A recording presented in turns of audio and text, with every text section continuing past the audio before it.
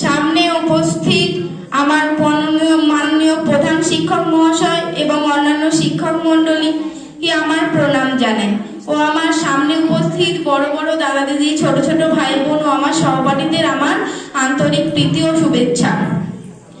আজ 26শে জানুয়ারি 77তম সাধারণতন্ত্র দিবস।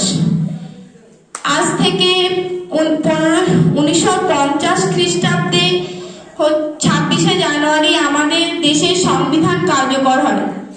তখন থেকে আমাদের ভারতবর্ষ একটি গণতান্ত্রিক রাষ্ট্ররূপে পরিচালিত হয়। আমাদের ভারতের সংবিধান হলো সবচেয়ে বড় লিখিত সংবিধান।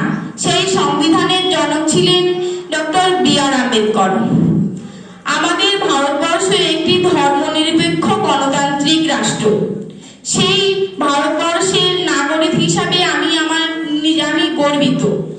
এই 26শে জানুয়ারি সবাই আমরা একত্রে আমাদের মাতৃভূমিকে রক্ষা করার শপথ গ্রহণ করি। জয় হিন্দ, বন্দে মাতরম। এই বলে আমি আমার ক্ষুদ্র বক্তব্য শেষ করছি।